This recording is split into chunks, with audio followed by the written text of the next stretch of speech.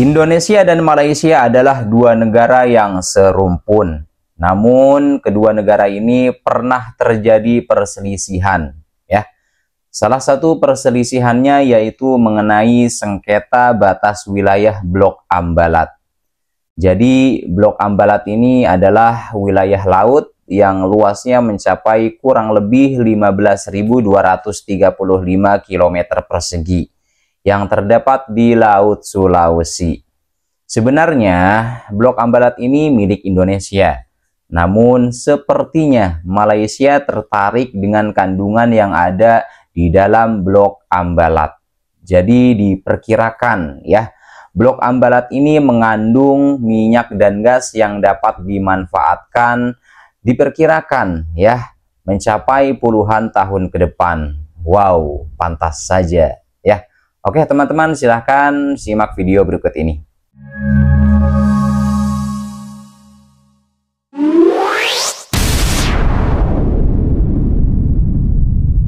Agar Malaysia tidak berkompromi dengan tuntutan Jakarta. Menangani sebarang tuntutan Indonesia mengenai isu Ambalat menerusi Perjanjian Laut Sulawesi. Ketua Menteri Sabah Datuk Seri Haji Jinur berkata sempadan maritim yang telah ditandatangani melalui Treaty Laut Sulawesi hanya melibatkan 12 batu nautika dan tidak mendatangkan kerugian kepada negeri Sabah. Agar Malaysia tidak berkompromi dengan tuntutan Jakarta yang membabitkan kawasan laut di Laut Sulawesi dan di bahagian paling selatan di Selat Melaka. Pandangan mereka, langkah ini merugikan Malaysia, di mana negeri Johor pada pandangan mereka akan kehilangan wilayah laut, termasuk menghadapi kesan negatif aktiviti ekonomi maritim di Pelabuhan Tanjung Lepas, manakala Pelabuhan Tawau Sabah akan... Yang berhormat, ini bukan ruang untuk Yang Berhormat bersyarah. Direct to the question. Kalau nak ikut macam tu, masa dah lebih 2 minit dah. Right?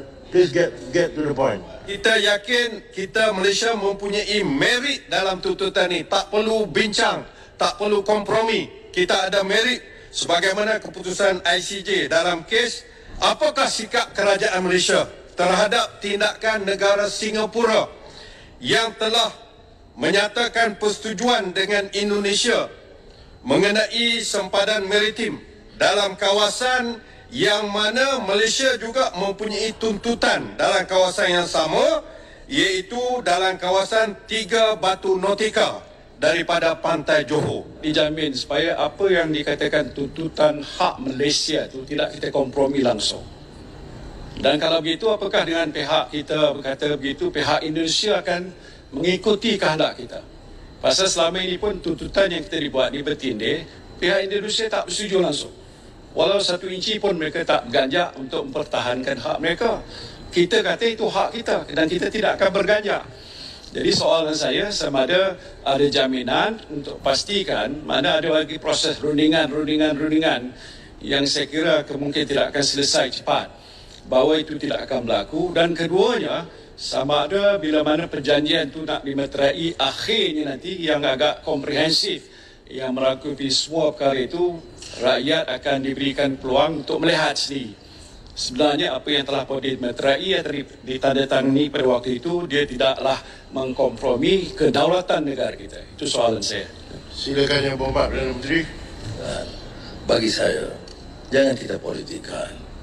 Kepentingan hubungan Malaysia-Indonesia satu rumpun, majoriti umat Islam, soal budaya, soal pendidikan, soal ekonomi, soal perdagangan, pelaburan, itu kita harus tingkatkan.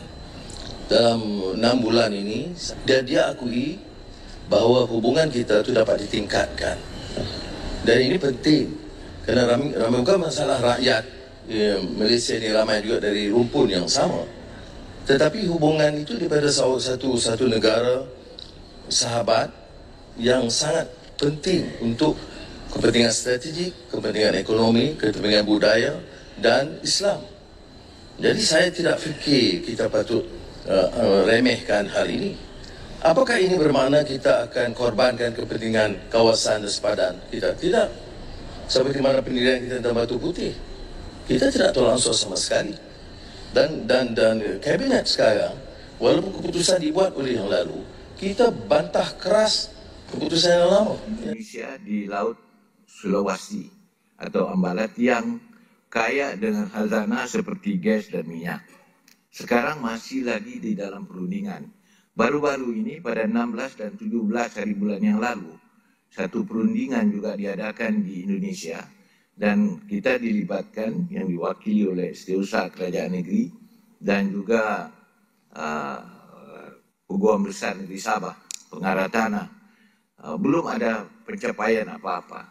Jadi pendirian kita tegas di dalam perkara itu.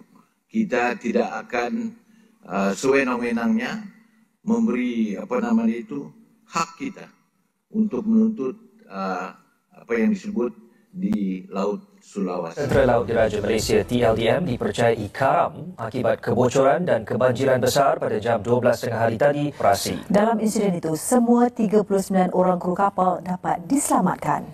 Dipercayai berpunca dari kapal terlanggar objek bawah air. Kebocoran dikesan di bilik jentera kapal telah merebak dengan cepat dan tidak terkawal. Dia tidak tahu bahawa Prabowo Subianto adalah pejuang merah putih. Siapa yang belum tahu ya? Saya dididik dari hari pertama sebagai prajurit oleh pelatih-pelatih saya, oleh senior-senior saya, oleh Angkatan 45. Saya dididik tidak mengenal menyerah. Ya. Sudah pasti ini ya. Idola kita, ikon kita, panutan kita adalah Jenderal Besar Sudirman. Dan beliau ajarkan, jangan sekali-sekali menyerah. Tidak mengenal menyerah, itu nilai-nilai 45, saudara-saudara. Tidak mengenal menyerah. Kita diajarkan sampai nafas kita yang terakhir. Iya, makanya kita juga bisa merdeka ya, karena tak pernah menyerah. Hayat ada di kandung badan, kita berjuang terus sampai titik darah yang penghabisan, saudara-saudara.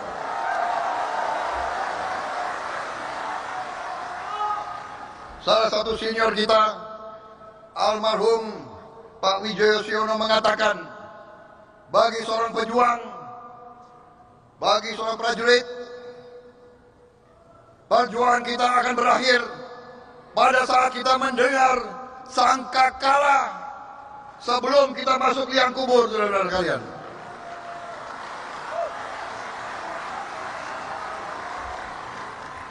Karena tidak ada kata menyerah di dalam hati seorang pejuang. Mati dalam pertempuran, kita siap, apalagi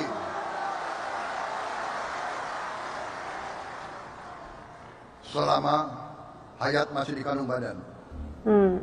Selama tenaga masih ada, selama dirasakan kita diperlukan oleh bangsa dan negara, selama kita masih memberi sumbangan, masih mampu memberi sumbangan kepada negara dan bangsa, selama itulah kita harus berjuang dan mengabdi. Bagaimana, saudara-saudara? Maukah kita menyerah?